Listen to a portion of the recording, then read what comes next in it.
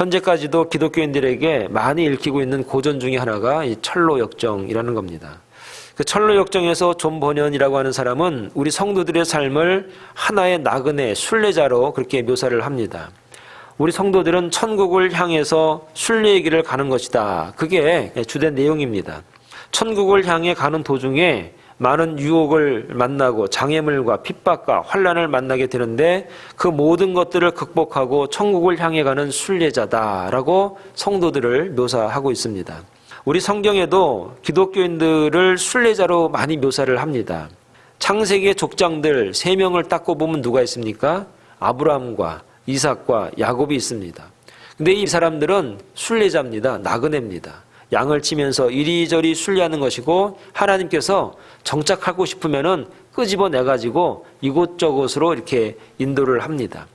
그 과정을 보면 우리는 이 땅에서 영원히 안주하는 그런 백성이 아니라 순례하고 나그네와 같은 인생이구나라는 것을 성경의 인물들을 통해서 우리에게 말씀을 하는 겁니다. 이스라엘 사람들은 가나안을 향해서 오랫동안 여행을 한 순례자였습니다. 가나안을 향해서 순례의 길이 그들의 인생에 있어서 굉장히 중요한 과정이었습니다. 신약 성경에도 보면 베드로는 우리 예수 믿는 성도들을 향해서 나그네 또는 이방인, 외국인, 여행자 이렇게 얘기를 합니다. 하나님 나라를 향해서 나그네로서 길을 가는 순례자의 삶을 살아가는 것이 결국은 우리 성도들이다 하는 겁니다. 저와 여러분들은 사실 순례자입니다. 제가 그 LA에서 경찰관을 만났습니다. 그 경찰관이 리타이어 하셔서 밤새도록 저하고 대화할 기회가 있었는데 언제 미국 오셨어요? 이렇게 물어보니까 저는 아직도 여행 중이라 어디로 어떻게 갈지 모릅니다. 그래서 그게 무슨 말씀입니까? 했더니 저는 여행 중에 미국에 오게 됐고 여행 중에 결혼하게 됐고 여행 중에 경찰이 됐고 여행 중에 제가 자식이 생겼고 또 여행 중에 지금 당신하고 이렇게 얘기를 하고 있는 거라고. 내 여행은 아직 끝나지 않았다고. 그 말이 결국 뭡니까? 우리는 아직 여행 중입니다. 끝나지 않았습니다. 여행이 끝날 때는 하나님 앞에 갈 때 그게 끝나는 겁니다. 제 부모님이 계신데 그 부모님 2분 다 이제 여행이 얼추 다 끝나신 것 같아서 하나님 품으로 보내드려야 되는데 참 마음이 좀 그렇습니다. 그래서 여행이 끝나는 것은 어떻게 보면 기쁜 일이고 또 하나님 앞에 영원히 살 수 있는 그런 축복의 순간이기도 하지만 헤어짐이라고 하는 그 아쉬움이 우리에게는 남게 된다 하는 겁니다. 오늘 본문에 나와 있는 시편 120편부터 134편까지 흔히 우리를 순례시라 이렇게 말하는데 이 본문 옆에 이렇게 보면 위에 보면 다윗의 시, 곧 성전에 올라가는 노래라 이렇게 표하고 있습니다. 성전에 올라가는 노래다. 하나님 앞에 예배하기 위해서 성전에 올라갈 때 불렀던 노래가 오늘 본문의 노래이고 시편이고 120편부터 134편이 그러한 노래다 하는 겁니다. 성전에 올라가는 노래라는 표제가 붙은 이 순례시가 아마 이 땅에 살고 있는 저와 여러분들, 나그네와 같은 순례자로 살아가는 저와 여러분들, 성도들에게 아주 적절한 말씀이 아주 빼곡하게 그렇게 기록을 잘 해놓은 시입니다. 그래서 이 순례시를 갖다가 앞으로 좀 설교를 좀 이렇게 드려야겠다. 그래서 오늘 첫 번째로 제가 잡은 게 오늘 122편 말씀입니다. 이 순례가 목적이 없다면, 나그네가 목적이 없다면 굉장히 힘들고 어려운데 오늘 본문의 말씀을 보면 그런 어려움과 고난과 고통을 얘기하는 것으로만 끝나는 것이 아니라 순례자의 기쁨을 이야기하고 있다 하는 겁니다. 왜 이렇게 순례자의 기쁨으로 이렇게 얘기하고 있는가? 오늘 봤더니 첫째는 은혜의 기대가 있는 것이 바로 순례자다 하는 겁니다. 하나님의 은혜에 대한 기대가 있다 하는 겁니다. 1절 말씀에 보면 이렇게 말씀을 기록하고 있습니다. 사람이 내게 말하기를 여호와의 집에 올라가자 할 때에 내가 기뻐하였도다 그럽니다. 1절 말씀은 굉장히 유명한 말씀이고 많은 분들이 이용을 많이 하는 말씀 중에 하나입니다. 이스라엘 성인 남자는 1년에 3차례 명절 절기를 지키기 위해서 예루살렘 성전에 예배를 드리는 의무가 있습니다. 그런데 1년에 한 번 올라갈 수도 있고 3년에 한 번 올라갈 수도 있습니다. 상황에 따라서. 그런데 원래는 1년에 3차례 예루살렘 성전으로 올라가서 절기를 지킵니다. 물론 자기가 사는 동네 회당에서 늘 성경을 공부하고 말씀을 배웁니다. 그러나 성경을 공부하는 것만으로는 완전치가 않았고 절기 때마다 예루살렘 성전에 가서 하나님께 예배를 드려야 했습니다. 그래서 절기가 되면 동네 사람 여럿이서 한 팀을 이루어서 예루살렘을 향해서 떠납니다. 그 당시는 오늘날 같이 교통과 통신이 발달되어 있지 않은 시대이기 때문에 먼 길을 가는 것이 그게 쉬운 결정이 아닌 겁니다. 낮에는 엄청 덥습니다. 여러분 그 예루살렘 지역이 얼마나 덥습니까? 그걸 걸어 다닌다고 여러분 생각을 해보시기 바랍니다. 그리고요, 낮에는 더운 지역이 밤에는 굉장히 춥습니다. 그래서 밤에 뭐가 깨지는 소리가 나는데 그게 왜 깨지는 소리가 나는가 하면은 바위들이 낮에는 뜨거웠다가 밤에 갑자기 차가워지니까 돌들이 쫙 깨지는 소리가 이렇게 팔레스타인에 많이 납니다. 그만큼 밤에 추운 겁니다. 그리고 강도를 만날 수가 있습니다. 성경에 보면 강도 만난 사람들 얘기가 좀 나오는데 그 당시에 사막에 강도가 많습니다. 사막에는 그런 위험들이 도사리고 있는 겁니다. 또 하나 맹수가 있습니다. 먹을 것이 없으니까 먹을 것 하나 발견하면 사람 발견하면 맹수들이 난리가 납니다. 이런 어려움이 있음에도 불구하고 이들이 그런 여행을 하는 겁니다. 왜 그러는가? 은혜에 대한 기대 때문이다 하는 겁니다. 이스라엘 사람들은 예루살렘에 가서 하나님 앞에 예배 드리기 위해 자기들의 일상적인 삶의 모든 것을 일단은 멈춥니다. 요즘 일을 멈추고 예배 드리러 간다. 매 주일날 가까운 데 있으니까 우리가 올 수 있지만 만약에 우리가 타주로 가서 예배를 드린다라고 여러분 생각을 해보시기 바랍니다. 굉장히 어려움이 많습니다. 이스라엘 사람들은 예루살렘에 올라가기 위해서 하던 일을 멈추는 겁니다. 그리고 어려움이 분명히 있지만 예루살렘을 위해서 그들이 갑니다. 하나님의 은혜를 바라보며 먼 여행길을 떠나게 되는 것이 바로 예루살렘 순례자들의 삶인 것입니다. 삶의 분주함과 긴장을 벗어버리고 하나님의 은혜를 기대하면서 흥분과 설레임으로 여행의 길을 가는 사람, 그 사람들이 바로 순례자다 하는 겁니다. 오늘날 마치 우리가 일상의 바쁜 삶을 살아가다가 주일 낮에는 그 모든 것을 잠시 멈추고 성전에 와서 하나님 앞에 예배 드리는 것과 마찬가지 아니겠습니까? 오늘 저와 여러분들이 이 예배당에 오기 위해서 어떤 마음으로 이 예배당에 오셨는가 하는 겁니다. 설레임과 기대감, 그 기대감으로 오셨는가 아니면 힘들게 어렵게 오셨는가. 오늘 본문 말씀을 보시면 동네 사람들이 시인에게 와서 우리 예루살렘에 가서 하나님 앞에 예배 드리자 그렇게 요청을 합니다. 그럴 때에 시인의 마음이 기뻤다고 고백을 합니다. 왜냐? 그렇게 어려운 거리인데 뜨겁고 춥고 무섭고 강도 만날 수도 있고 일도 못해야 되는데 우리 하나님 앞에 예배하러 갑시다. 이 말을 들으니까 얼마나 기뻤는지 모른다 하는 겁니다.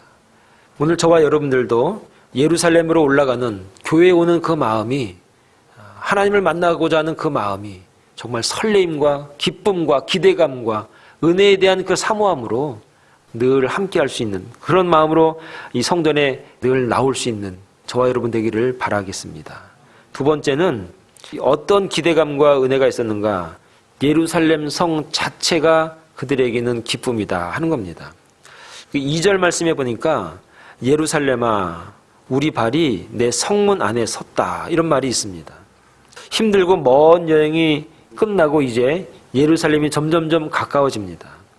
여러분 예루살렘은 시온산 그 꼭대기에 있습니다. 이 산 꼭대기에 지어진 게 예루살렘입니다. 그 지역은 사막이라고 하는 지역의 공통점이 뭐냐? 나무가 없습니다. 나무가 없고 풀도 없고 누렇습니다. 바로 시온산이 그렇습니다. 그래서 멀리서 보면 나무도 없고 그렇기 때문에 산 꼭대기에 그냥 시온성이 있는 겁니다. 예루살렘 성이 보이면서 그 설레었던 기대가 점점점 커지는 겁니다.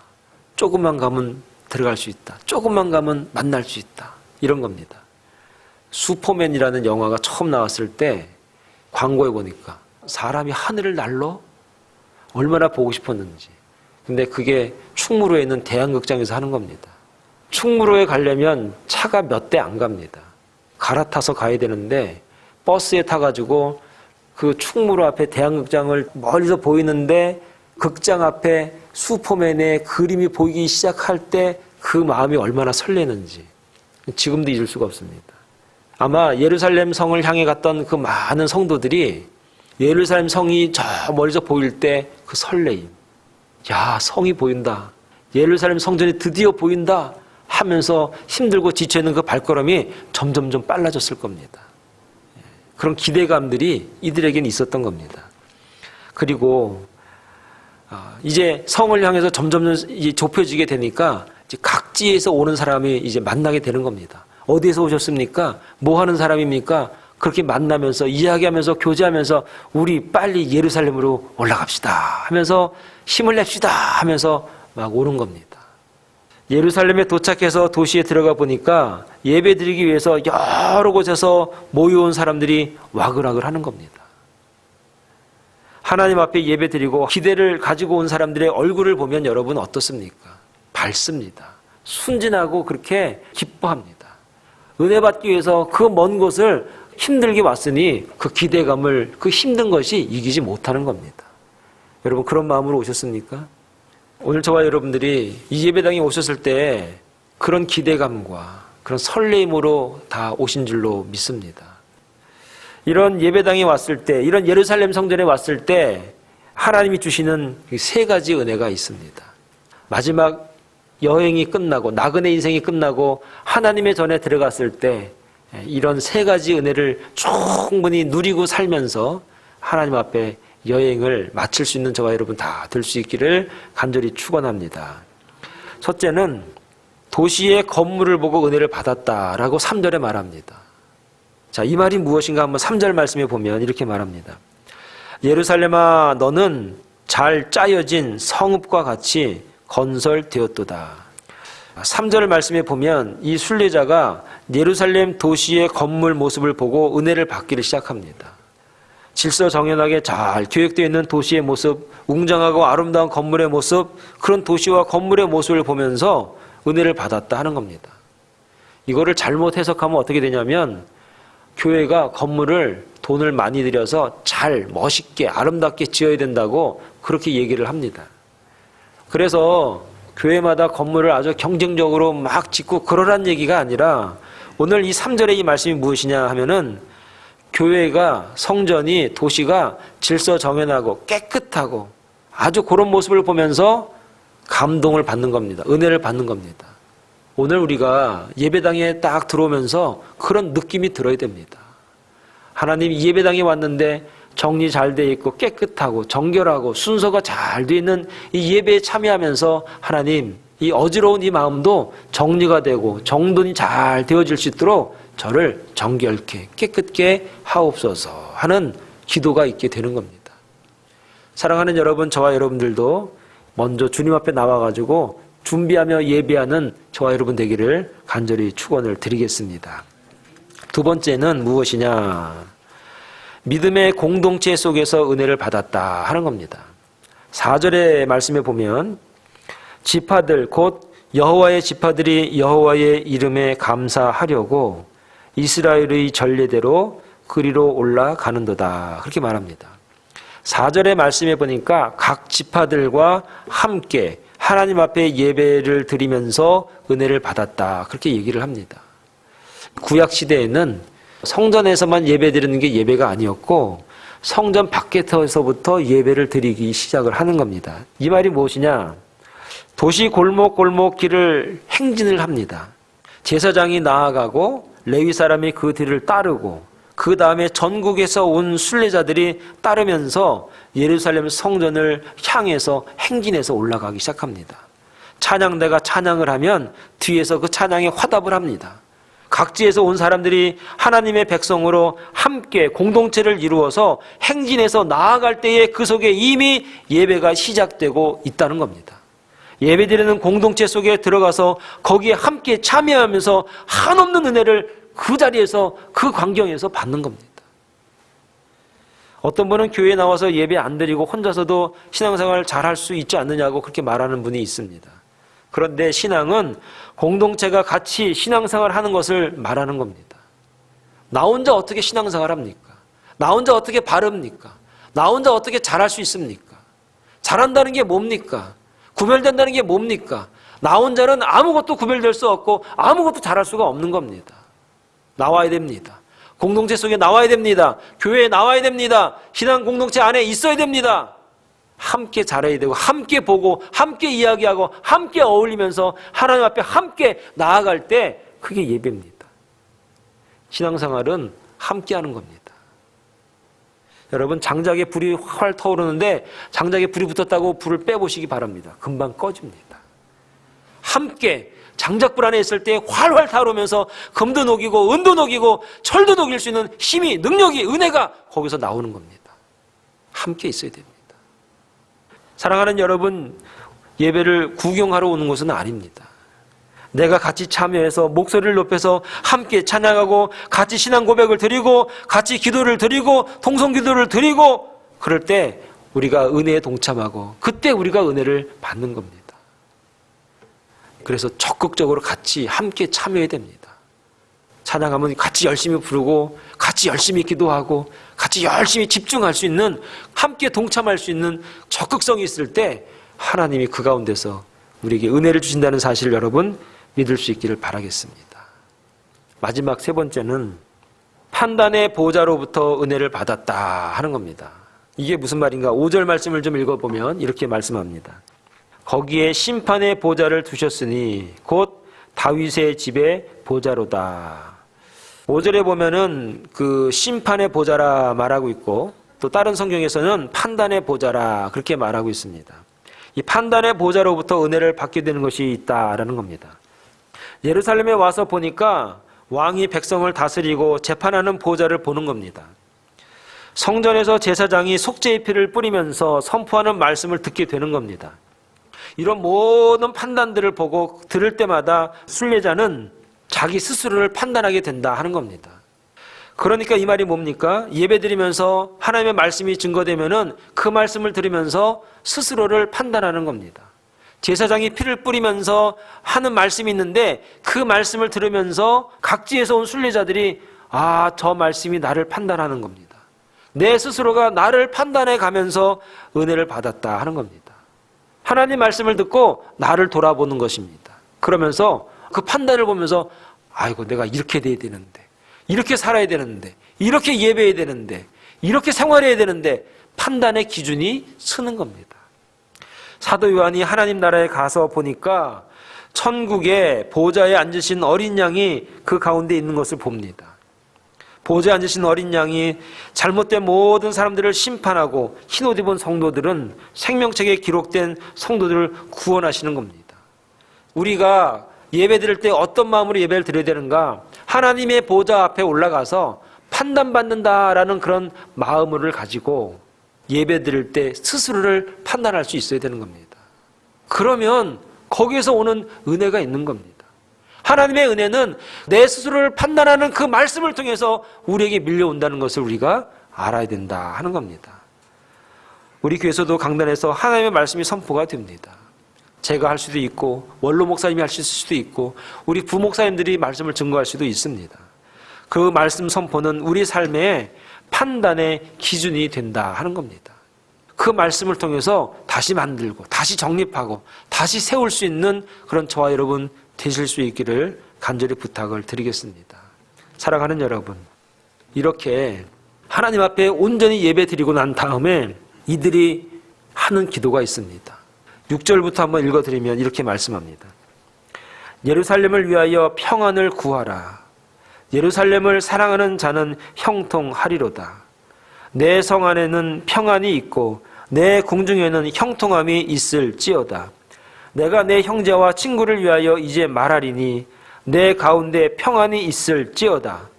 여호와 우리 하나님의 집을 위하여 내가 너를 위하여 복을 구하리로다 라고 기도합니다. 이런 순례자가 하나님의 놀라운 은혜를 받고 체험한 다음에 기도의 내용이 어떤 기도의 내용으로 바뀌는가 하면은 예루살렘 성의 평안을 구합니다. 교회의 평안을 구합니다. 교회가 평안해야만이 된다는 것을 그들이 깨닫는 겁니다. 교회가 평안하고 형통할 때에 오늘 하나님의 은혜가 우리 가운데 임한다는 것을 그들이 깨닫게 되는 것입니다. 두 번째는 함께 예배드리는 형제와 친구들을 위해서 기도합니다. 나하고 함께하는 사람, 우리 성도를 위해서 기도합니다. 우리 성도가 평안해야만이, 형통해야만이 된다는 것을 위해서 기도하는 것입니다. 하나님, 우리 성도, 내 옆에 앉아 계신 우리 집사님, 권사님, 장로님 평안케 하여 주옵소서, 형통케 하여 주시옵소서, 예루살렘의 복을 받아 누리게 하여 주시옵소서. 그런 기도가 나오는 겁니다. 예배드리면서 은혜 받은 사람은 이웃을 위해서 기도합니다. 형제를 위해서 기도합니다. 교회를 위해서 기도하게 돼 있습니다. 마지막으로 하나님의 성전이 복되고 번영하고 성장하기 위해서 기도합니다. 하나님, 이 주의전이 더 성장하고 더 번영하고 더 잘되는 은혜가 있게 하여 주시옵소서라고 기도합니다. 이 기도의 내용에 공통된 단어가 있는데 그게 뭐냐? 평안, 샬롬을 구합니다. 사랑하는 여러분, 하나님 앞에 신령과 진정으로 예배를 잘 드린 사람에게 주시는 놀라운 축복이 있는데 그게 뭐냐? 우리 심령에 평안이 있습니다. 불안함이 사라지고 교만함이 사라지고 우리 마음속에 심령 가운데 하나님이 주시는 평안이 있습니다. 이 받은 이 평안을 교회가, 내 이웃이, 형제가, 우리 성도가, 내 고향에 있는 믿음이 연약한 내 이웃들을 위해서 똑같은 은혜가 있기를 바라는, 이 평안을 똑같이 받아 누리기를 바라는 마음으로 그래서 기도합니다. 이들의 발걸음은 어떻겠습니까? 예배를 잘 드리고 하나님이 주신 그 말씀을 통해서 평안을 누립니다. 그 발걸음이 가볍습니다. 그래, 말씀대로 살아야 되겠구나. 내가 잘못된 삶을 바꿔야겠구나. 그리고 나만으로 끝나는 것이 아니라 내 고향에 돌아가면 내 부모에게, 내 형제에게, 내 친구에게, 내 고향 사람들에게 평안을 위해서 기도해야겠구나. 그들에게 예루살렘의 복을 증거해야겠구나. 주의 말씀을 증거해야겠구나. 내가 그런 삶으로 살아가야겠구나. 더 당당하게, 더 힘있게 예루살렘 성으로 왔던 것보다도 더 힘있게 고향을 향해서 돌아가는 그들의 발걸음을 여러분 머릿속에 그릴 수 있어야 됩니다. 예배 드리고 난 다음에 저와 여러분들이 힘있게 살아야 됩니다. 말씀을 들은 대로, 은혜 받은 대로 내가 힘있고 능력 있는 삶을 내가 세상에서 살아가야겠구나. 그리고 그들은 또 기대합니다. 아, 내가 다시 예루살렘 성으로 올라갈 때를 기대합니다. 내가 다시 주의 전으로 갈 때를 기대합니다. 내가 다시 교회 갈 날을 기대하면서 내가 힘있게 살아갑니다. 이것이 교회에 오는 성도들의 삶이요 예배입니다. 이 은혜가, 이 삶이, 이 교회에 오는 기쁨이 오늘 저와 여러분들에게 있을 수 있기를 간절히 축원을 드리겠습니다. 기도하겠습니다.